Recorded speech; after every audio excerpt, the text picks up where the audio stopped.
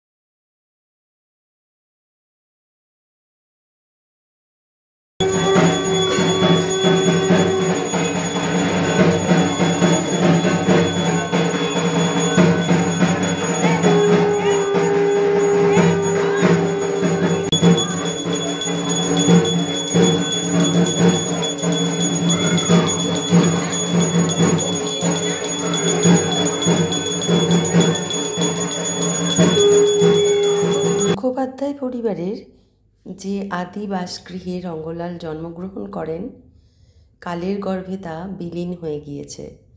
কিন্তু পরিবারের সকলে তার সম্মানার্থে, তার স্মৃতি রক্ষায় তার একটি আবক্ষ মূর্তি এবং তার স্মরণে কিছু কথা লিখে সেই স্থানটা সংরক্ষণ করেছেন। সেখানেই এখন তার উদ্দেশ্যে শ্রদ্ধা জানানো হয়, তাকে স্মরণ করা হয়। একবার ভূমিকম্পের কারণে দুর্গা দালানের ছাদ এবং আদি বাসগৃহ, যেটি তার সাথে সংলগ্নই ছিল, তা ভেঙে পড়ে। তারপর পরিবারের সকল সদস্যদের উদ্যোগে আবার নতুন করে দুর্গা দালানটি নির্মিত হলেও বাসস্থানটিকে আর পুরানো অবস্থায় ফিরিয়ে আনা সম্ভবপর হয়নি। সেই কারণেই রঙ্গলালের জন্মস্থানটিও সঠিকভাবে সংরক্ষণও সম্ভব হয়নি। কিন্তু দুর্গা দালানের সম্মুখস্থ আটচালা, তার পাশেই রাস্তার একদম সংলগ্ন জায়গায় রঙ্গলালের স্মৃতির উদ্দেশ্যে এই মন্দিরটি নির্মিত হয়েছে। এর পিছনের দিক থেকে জায়গাটি দেখছি এখন আমরা। এই বেড়া দিয়ে ঘেরা অংশটাই ছিল আগেকার পুরনো বাসগৃহ, দ্বিতল ভবন, যেটি দুর্গা দালানের সাথে সংলগ্নভাবেই গড়ে উঠেছিল। সেটি ভেঙে পড়ার পর এমনই চেহারা হয়েছে। এই সংলগ্ন বাড়িগুলিতেও মুখোপাধ্যায় পরিবারের বিভিন্ন ভাইয়েরা বাস করতেন। পুরনো এই বাড়িটি ছিল আমার মামার বাড়ি। তার পাশ দিয়ে পিছনের অংশে দেখা যায় আমার দিদাদের বাড়ি। তারও পিছনে সুন্দর জাফরি কাটা দোতলার বারান্দা আমার বড়দিদাদের বাড়ি। তারও পিছনে যে দ্বিতল ভবনটি দেখা যাচ্ছে, সেখানেও মুখোপাধ্যায় পরিবারের বাসিন্দারাই কেউ কেউ এখনও বাস করেন। সুবিশাল পরিবার বাকুলিয়া গ্রামের এই অংশটিতে ছড়িয়ে ছিটিয়ে তারা বাস করছেন। তাদের মধ্যে অনেকেই চলে গিয়েছেন কাজের সূত্রে শহরের দিকে, কিন্তু প্রতি বছর পুজোর এই সময়টায় সকলে ফিরে আসেন, বাড়িগুলি জমজমাট হয়ে ওঠে। রাস্তার অপর দিকে সুবিশাল একটি পুষ্করিণী। এই দোতলা বাড়ির জানলা থেকে, জানলাগুলি সেই পুরনো দিনের বড় বড় জানলা, যার ওপর বসে থাকা যেত, সেই জানলা থেকে যখন এই পুষ্করিণীর দিকে তাকিয়ে দেখতাম আমরা ছেলেবেলায়, তখন ঠিক রবীন্দ্রনাথের ছেলেবেলার গল্পগুলি মনে পড়ত। একটি দিঘিকে ঘিরে গ্রামের চারপাশের মানুষদের কর্মকাণ্ড সারাদিন ধরে বসে বসে দেখা যেত, ক্লান্ত হয়ে পড়তাম না। এই পুরনো বাড়িটি ছিল আমার মামার বাড়ি। ভূমিকম্পের কয়েক মাস আগেই তারা অন্য একটি বাড়িতে সকলে শিফট করে যান, তা না হলে হয়তো বিরাট একটি অঘটন ঘটতে পারত। এর পাশাপাশি বাড়িগুলিতেই মুখোপাধ্যায় পরিবারের অনেক সদস্য বাস করতেন। পিছনের যে ভাঙা বাড়িটি দেখা যাচ্ছে, সেটি আমার দিদার বাড়ি। তারও পিছনে সুন্দর জাফরি কাটা বারান্দাযুক্ত দোতলা বাড়িটি আমার বড়দিদার বাড়ি। তার পাশের ঘরগুলিতে এখনও পর্যন্ত এই পরিবারের কেউ কেউ বাস করেন। বিরাট পুষ্করিণীর অপর পারে যে দোতলা বাড়িটি দেখা যাচ্ছে, ওটি আমার ফুলদিদার বাড়ি। বাকুলিয়া গ্রামের এই অংশটিতে মুখোপাধ্যায় পরিবারের মানুষজন ছড়িয়ে ছিটিয়ে বিভিন্ন বাড়িতে বাস করেন। অনেক বাড়িই এখন সম্পূর্ণ ফাঁকা পড়ে আছে। কর্মসূত্রে শহরের দিকে যাওয়ার কারণে, পড়াশোনার জন্য সকলকেই এই বাড়ি ছেড়ে কোথাও না কোথাও চলে যেতে হয়েছে। কিন্তু দুর্গাপুজোর সময় সেই বাড়িগুলি আবার বাড়ির যারা বাসিন্দা তাদের কলকাকলিতে পূর্ণ হয়ে ওঠে।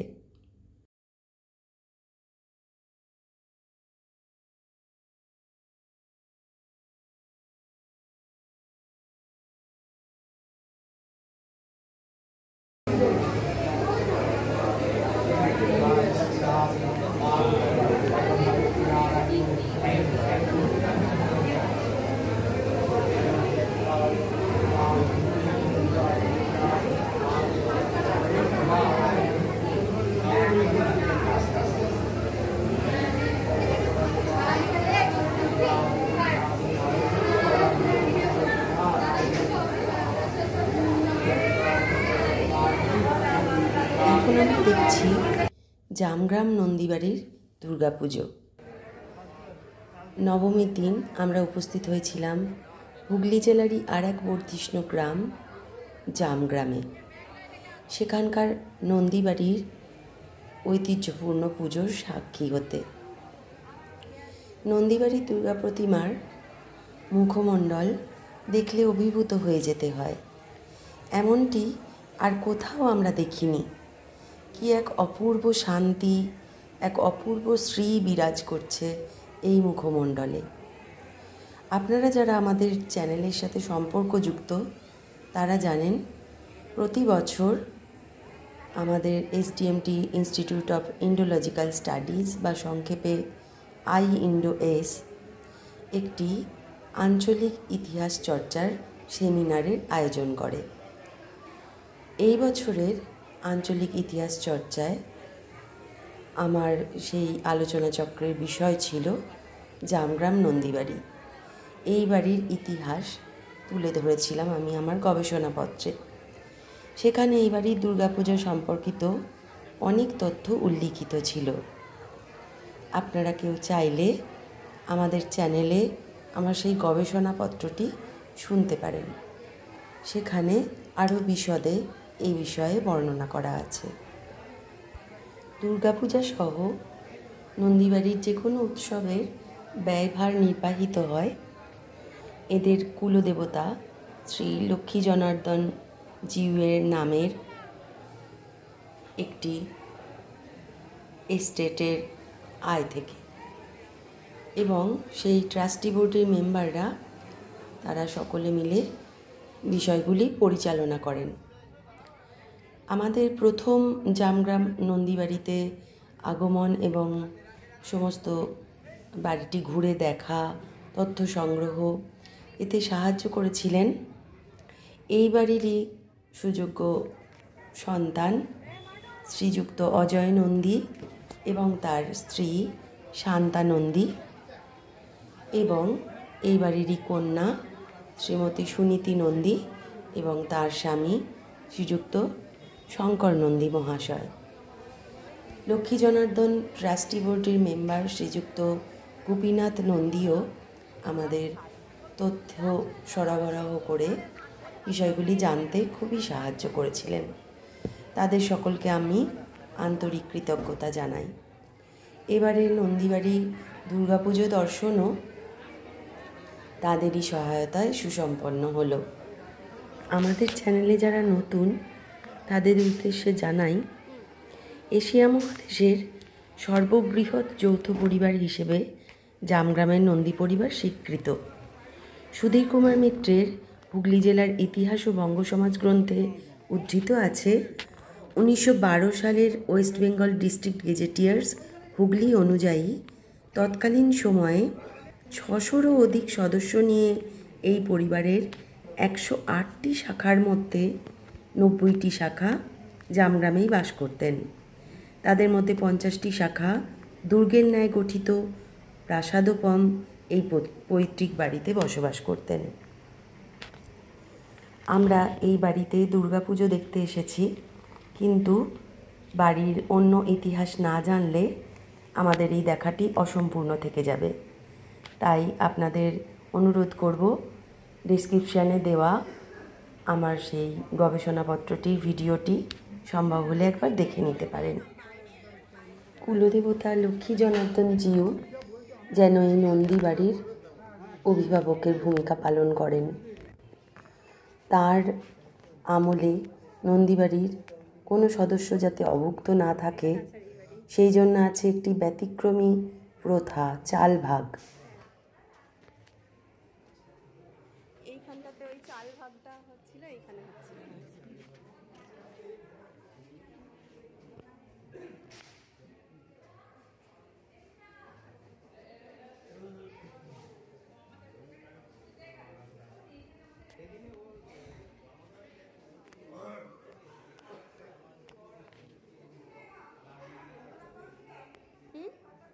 না না, এটা দেখি।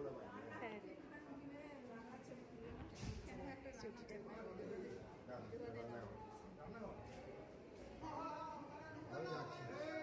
আচ্ছা আচ্ছা ঢুকিনি।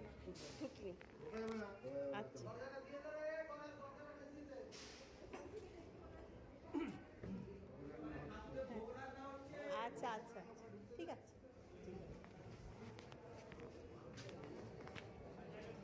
নবমীর দিন নন্দীবাড়িতে আগত সকল মানুষজনকে যে স্থানে বসিয়ে খাওয়ানো হয়, এবার সেখানে এসে উপস্থিত হয়েছি আমরা।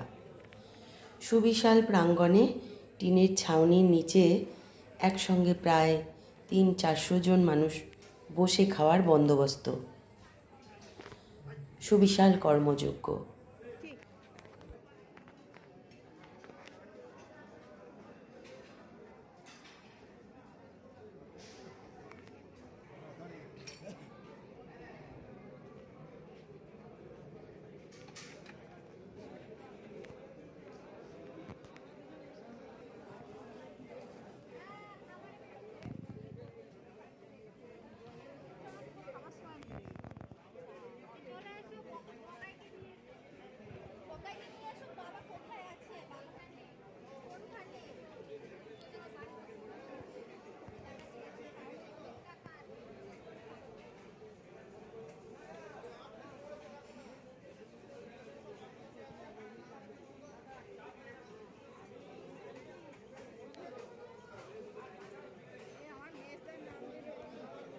দেবো।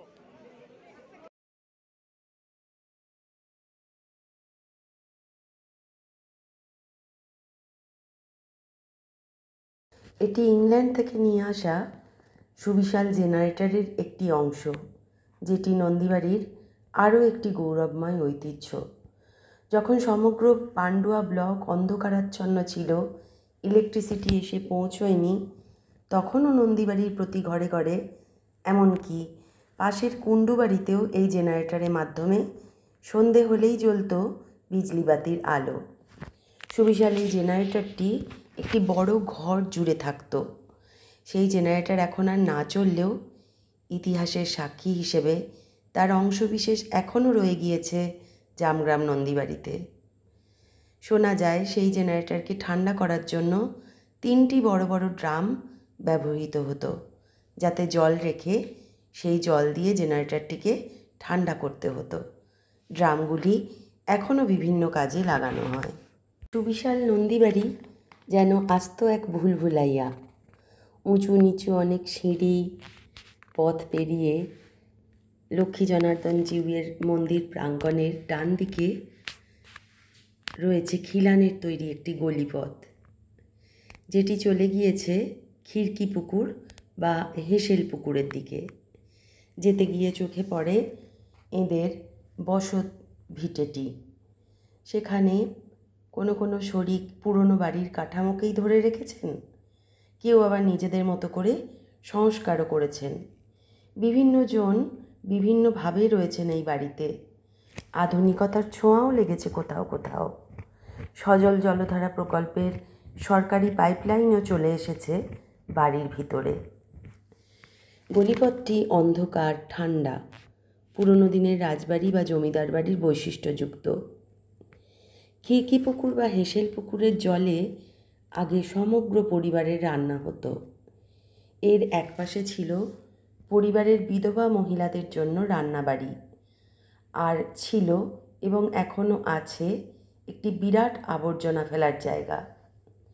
সপ্তাহে 2 দিন ট্রাস্টি বোর্ডের অধীনে তা পরিষ্কার করানো হয়। পুকুরের বাঁদিকে ছিল আঁতুর ঘর, বর্তমানে যেটি আর দেখতে পাওয়া যায় না। পুকুরের জলও আর রান্নার কাজে বা দৈনন্দিন কাজে তেমনভাবে ব্যবহৃত হয় না। নন্দীবাড়ির অন্দরমহলে এখনও দেখতে পাওয়া যাবে ধানের গোলা। তা পেরিয়ে আরও কিছু দূর এগোলে দেখতে পাওয়া যাবে এদের রান্নাবাড়ির ভগ্নস্তূপ। কথিত আছে এক বয়স্কা বিধবা মহিলা এখানে রান্না করছিলেন, সেই অবস্থায় বাড়িটির চাল ধসে পড়ে এবং অনেকক্ষণের চেষ্টায় যখন তার কাছ অবধি পৌঁছানো যায়, দেখা যায় তিনি অক্ষতই আছেন। সেই থেকে এই অংশটিতে এরা আর হাত দেননি। ধ্বংসস্তূপটি তেমনভাবেই পড়ে রয়েছে। সুড়ঙ্গ পথ।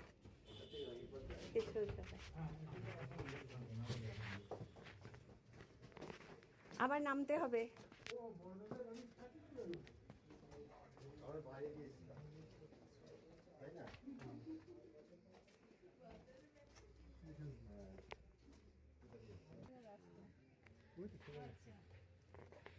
ঘাটবাড়ি যাচ্ছে।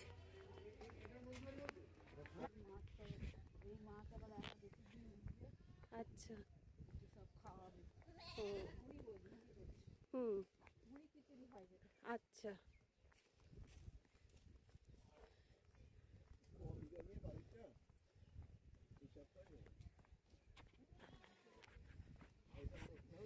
হ্যাঁ, ওরা তো কত একর বলছিল একটা।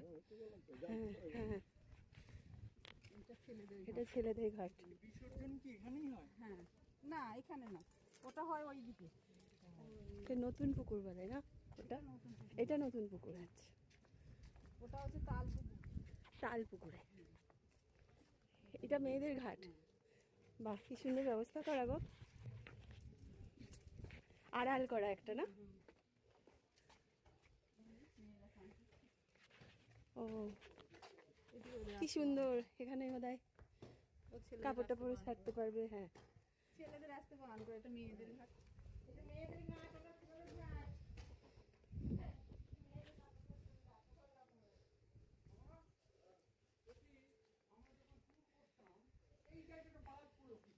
তোমরা ওইদিকে, এটা মেয়েদের ঘাট, এখানে এসো না, ওইটাই যাও। হ্যাঁ,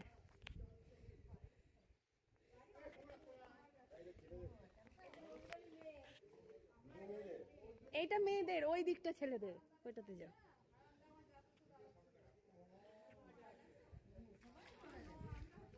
কি সুন্দর গো পুকুরটা, দারুণ সুন্দর।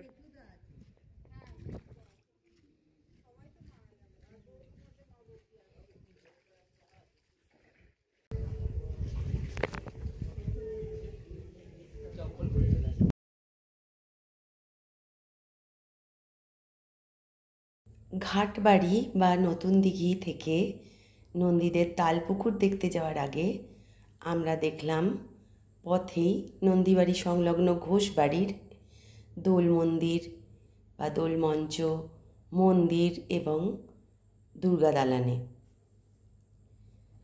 নন্দীদের দুর্গা প্রতিমার মুখমণ্ডলে যেমন মা ভাব প্রবল, তেমনি ঘোষবাড়ির দুর্গা প্রতিমার মুখমণ্ডল দেখে আমাদের তাকে যেন মেয়ে বলে মনে হলো। এখানে ঘোষবাড়ির পুজোর মধ্যেও রয়েছে আন্তরিকতার ছোঁয়া, দেখে খুবই ভালো লাগলো আমাদের। তারপর আমরা চললাম তালপুকুর দেখতে, যেখানে নন্দীবাড়ির দুর্গা প্রতিমার বিজয়া হয়। নতুন দিঘিই হোক বা এই তালপুকুর, জামগ্রামে যে জিনিসটি দেখে খুবই মন ভরে গেল আমাদের, তা হলো এখানে পুকুরগুলি এখনও মানুষজন ব্যবহার করেন তাদের দৈনন্দিন কাজে। পুকুরগুলো এখনও যেন জীবন্ত বলে মনে হলো। তীব্র রোদের মধ্যে এই প্রশস্ত বাঁধানো ছায়াভরা পুকুর পাড়ে বসে প্রাণ যেন জুড়িয়ে গেল আমাদের। এরপর আমরা আবার ফিরে এলাম মূল নন্দীবাড়িতে। আমাদের এবারের গন্তব্য উঁচু উঁচু সিঁড়ি টপকে কাছারি বাড়ির দোতলায় বৈঠকখানা ঘর। ঘরটি সুবিশাল। ঘরটিতে ঢোকার আগে বারান্দায় থাম, সুদৃশ্য থাম, তার উপর সুন্দর কারুকাজ, এগুলি চোখ টানে। সম্পূর্ণ নন্দীবাড়িটিকেই দুর্গাপূজা উপলক্ষে সুন্দর করে রং করা হয়েছে। নানা রঙে নন্দীবাড়িটি সত্যি এখন যেন অনন্য হয়ে উঠেছে। এইখানটাতে আমরা ছবি তুলেছিলাম। বৈঠকখানা ঘরে ঢুকেই প্রথমেই যে জিনিসটি চোখ টানে সেটি হলো এর একটি দেওয়াল জুড়ে সুবিশাল বেলজিয়াম গ্লাসের আয়না। সেই আয়নায় নিজেদের দেখে ছবি তোলার লোক কেউই বোধহয় সম্বরণ করতে পারেন না। অসাধারণ কিছু পেন্টিং দেওয়ালে রয়েছে, যেগুলো কয়েকশো বছরের পুরনো এবং অমূল্য।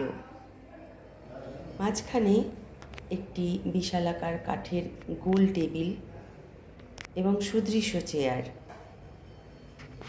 এখনও অবধি বাড়ির মেয়েদের বিবাহ অনুষ্ঠানে বরকে এনে বসানো হয় এই ঘরে। সেই জন্য এই ঘরটিকে বরসভাও বলা হয়। ঘরের একটি দেওয়ালে আছে নন্দীদের বংশের বিভিন্ন জনের নাম, বংশবৃক্ষ যাকে বলা যায়। এই বাড়ির কত শরিকের নাম যে সেখানে রয়েছে দেখে অবাক হতে হয়। সারা পৃথিবীতে ছড়িয়ে ছিটিয়ে থাকা নন্দীবাড়ির বংশধরদের সকলেই কখনো না কখনো নন্দীবাড়িতে এসে এই বংশতালিকায় নিজেদের শাখাটি অবশ্যই খুঁজে নিয়ে যান একবার হলেও। এই বৈঠকখানা ঘরের পাশেই যে ঝুল বারান্দাটি রয়েছে তার তলাতেই রয়েছে নহবতখানা এবং তার তলায় সিংহদুয়ার। হ্যাঁ, পেন্টিং তো এগুলো, অয়েল পেন্টিং।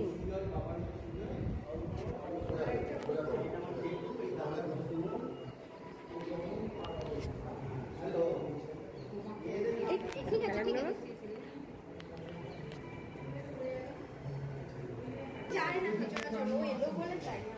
ও আচ্ছা,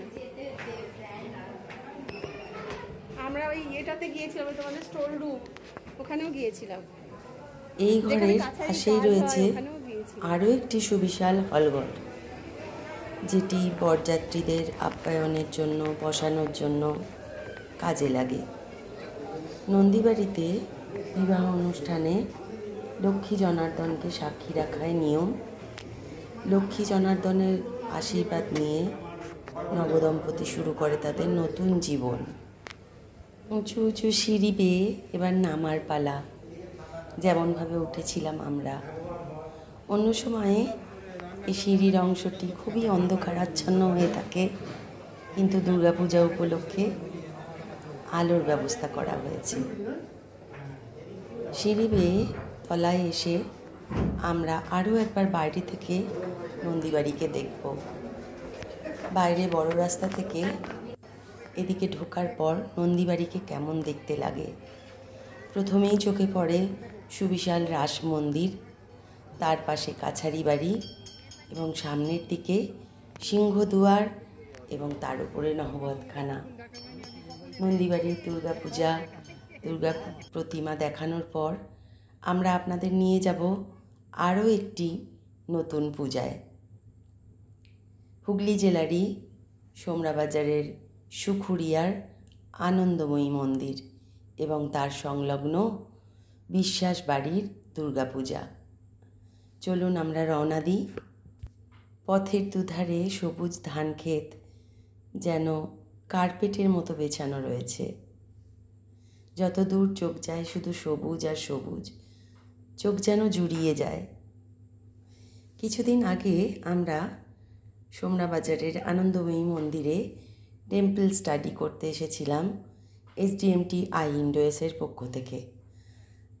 আপনারা যারা যারা আমাদের সাথে যুক্ত আছেন তাদের হয়তো মনে থাকবে সে কথা। আজ তার সংলগ্ন বিশ্বাস বাড়ির দুর্গাপূজা দেখার সাথে সাথে আনন্দময়ী মন্দিরটিও এই অবসরে আরও একবার দেখব আমরা।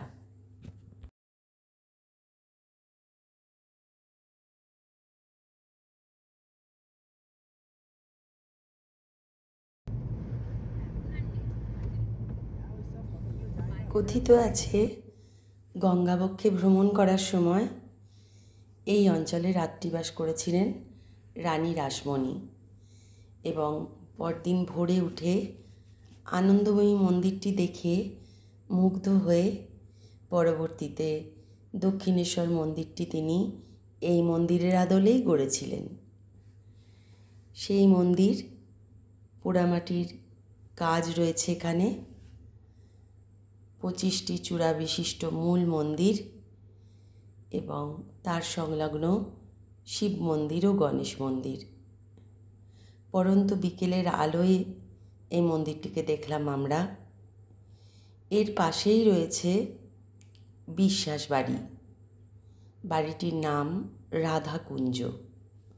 সুবিশাল ধামযুক্ত বাড়িটি সকলের দৃষ্টি আকর্ষণ করে, কিন্তু বয়সের ভারে জীর্ণ হয়ে পড়েছে, কোথাও কোথাও ভেঙে পড়েছে বাড়িটি।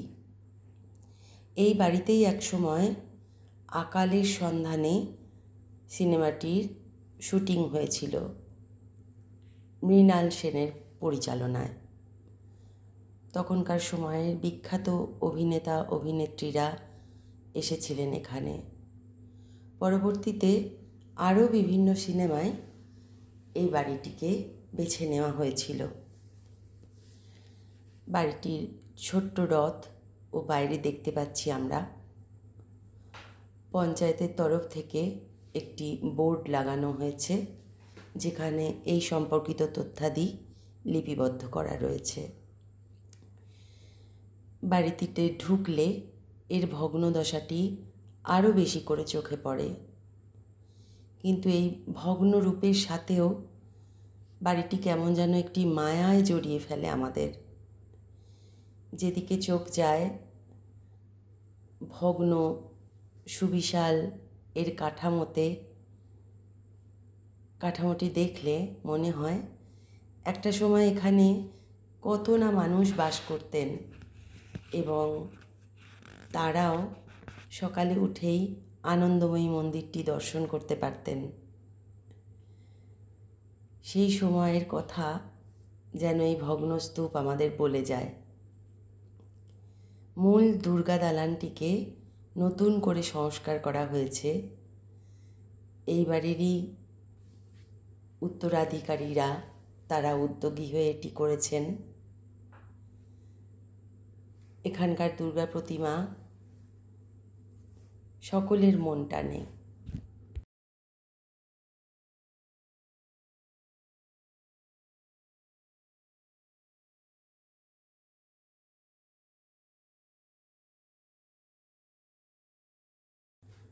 দুর্গা দালানের পাশেই একটি ঘরে নিত্য পূজিত হন পিতলের দুর্গা মূর্তি এবং রাধাকৃষ্ণ। তার সংলগ্ন বারান্দাটিও সম্পূর্ণ ভগ্ন। সেখানে রয়েছে একটি লোহার ঘোরানো সিঁড়ি। এইখান থেকে মাঝখানের প্রশস্ত প্রাঙ্গণ এবং চারপাশের দোতলা ঘরগুলি, বলা ভালো তাদের অবশিষ্টাংশগুলি দেখলে সত্যিই খুব মন খারাপ হয়ে যায়। যাই হোক, এখনো পর্যন্ত সযত্নে নিষ্ঠা ভরে দুর্গাপুজো করে চলেছেন এনারা। দুর্গা দালানটি নতুন করে সংস্কার করা হয়েছে, এবং একটা সময় এখানে দুর্গাপুজোয় মোষ বলির রেওয়াজ ছিল। আমাদের ভিডিওতে আমরা তখনকার ব্যবহৃত হাঁড়ি কাঠটিরও একটি ছবি দেব, যেখানে কিনা মোষ বলি হতো। তবে এখন আর কোনো প্রাণীকে বলি দেওয়া হয় না, তার বদলে আখ বা অন্যান্য ফল ইত্যাদি বলি হিসেবে অনুষ্ঠিত হয়।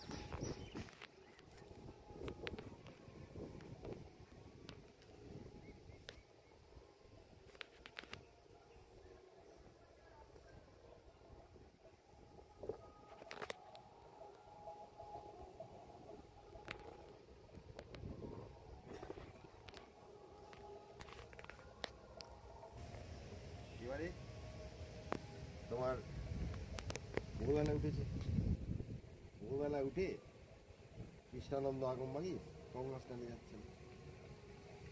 যেতে যেতে দেখেন এক কাঠপৌড়ে বউ, তখনকার দিনে তো ব্লাউজ পরা ছিল না, একটা কাপড়ই জড়ানো ছিল, থাকতো আর কি, অর্ডিনারি কাপড় পরা, গোবর ঘুটে দিচ্ছে, গোবরের তাল সেখান থেকে নিয়ে ঘুটে দিচ্ছে। এবারে যখন ওই গোবরের তাল নিয়ে ঘুটে দিচ্ছে, তাকেই যখন প্রথম দেখলেন কৃষ্ণানন্দ আগমবাগীশ, ভদ্র মহিলা এই বলি, তার অবয়বটা ছিল কৃষ্ণবর্ণ, খুব কালো ছিলেন। তিনি কল্পনা করলেন যে এই যে গোবরের তাল আর ডান হাতে ঘুটে দেওয়া, এটা হচ্ছে বড়া ভয়। আর এটাতে যেমন আমরা গোবরটাকে নিয়ে তাল এটা দিচ্ছি, এটা হচ্ছে শত্রু দমনের জন্য আমার একটা অস্ত্র। এই কল্পনা করলে কৃষ্ণানন্দ আগমবাগীশ। তার মানে দ্বিভুজা হলেন মাতৃমূর্তি। এই দ্বিভুজা মাতৃমূর্তি আরম্ভ করলেন কৃষ্ণানন্দ আগমবাগীশ নবদ্বীপে। তার রেখে সেখানে পুজো করা, সে তুমি বলি দাও না দাও সেটাই মেটে গেছে শাক্ত মতে, তন্ত্র মতে। এইবার দেখা গেল যে যখন আমি দ্বিভুজা কালী মূর্তি কল্পনা করেছি এবং সেটা আস্তে আস্তে প্রচলিত হচ্ছে, এটা হচ্ছে কবেকার কথা? এটা হচ্ছে পঞ্চদশ শতাব্দীর শেষার্ধের কথা। তারপর তাঁরই কল্পনায় চতুর্ভুজা মূর্তি হল এবং বীরত্বের একটা প্রতীক হিসেবে মা কালীকে কল্পনা করা হলো। এই যে তুমি 10 মহাবিদ্যার তুললে না, ছবি তুললে, 10 মহাবিদ্যা 10টি মাতৃমূর্তি, তার মধ্যে ছিন্নমস্তা একটা আছে। এই প্রত্যেকটা মূর্তি যেটা ইন্ডিকেট করে সেটা হচ্ছে আমাদের ওই মূর্তির মধ্যে দিয়ে বীরত্বটা প্রকাশ পায়। আমাদের দেশ যখন স্বাধীন হওয়ার জন্যে স্বাধীনতা সংগ্রামটা আরম্ভ হচ্ছে, তখন বিবেকানন্দ থেকে আরম্ভ করে সবাই যে মাতৃমূর্তি কল্পনা করেছেন, সমস্ত মূর্তির মধ্যেই যেটা ছিল সেটা হচ্ছে বীরত্বটা। এবারে সেই অনুযায়ী লৌকিক মন্ত্র তৈরি হলো। এই লৌকিক মন্ত্র কিন্তু যে তান্ত্রিক মতে যে মন্ত্রগুলো, সেই মন্ত্র থেকে অনেকটা আলাদা হয়ে গেল। দেখা গেল লৌকিক যে মাতৃপুজো, সেই মাতৃপুজো যেমন আমরা বলি যে রামকৃষ্ণদেব যে মূর্তি কল্পনা করেছিলেন, যে মূর্তিকে তিনি খাওয়াতেন, সেই মূর্তি এই মূর্তি।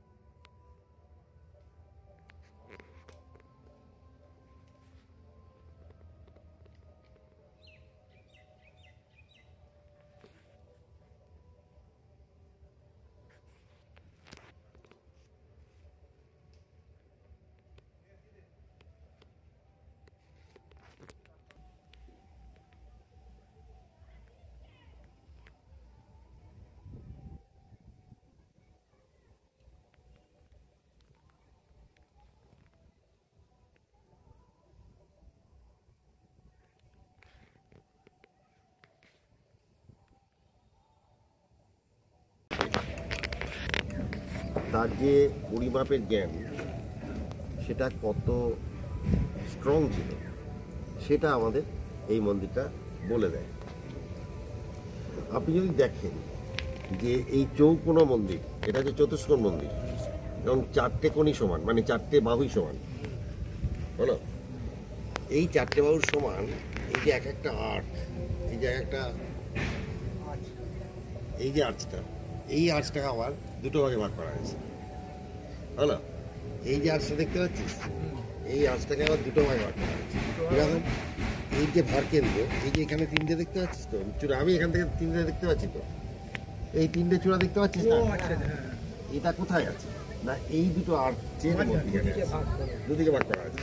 তার মানে সেন্টার অফ মাস এমনভাবে ডিস্ট্রিবিউট করা আছে যাতে ওটা ভূমিকম্প বল, ঝড় বল ভাঙবে না। ব্যাপারটা বুঝতে পারলি? আর্কিটেকচারের এটাই হচ্ছে বিউটি। মানে এই আর্কিটেকচারের কথা বলছি, এরকম 4 দিকে বুঝলি? এবারে যে ভদ্রলোক মূর্তি প্রতিষ্ঠা করছেন সেই ভদ্রলোক কিন্তু এই আর্কিটেকচার জানেন না, তিনি নিয়োগ করেছেন। এটা প্রমাণ আর্কিটেকচারের জ্ঞান কত স্ট্রং ছিল। তখন কিন্তু ইংরেজরা সবে আমাদের এখানে আসছে, এই প্যানেলটাতে দেখো ইংরেজ সৈন্যের ছবি। সবে আসছে। হ্যাঁ, মুঘল আমল। এই প্যানেলটা হ্যাঁ, মুঘল আমলে তো এটা। অমিত দা, এই প্যানেলগুলোতে দেখো ইংরেজ সৈন্যের ছবি। হ্যাঁ তাই তো। এই ছবিটা ইয়েতেও রয়েছে, ও সে নিয়ে এসেছিল বাঁকুড়া থেকে, যে অনির্বাণ নিয়ে এসেছিল, অনির্বাণের ছবিতে এগুলো এটা ছিল। হচ্ছে মকর গঙ্গার ছবি, হ্যাঁ মকর তাহলে বাহিনী। তাহলে মুঘল আমলেই হয়েছে, মুঘল আমলের সমসাময়িক ইংরেজদের ছবি রয়েছে। আচ্ছা, এবার চলো, আর নয় সুতরাং না বলবে। হুম হুম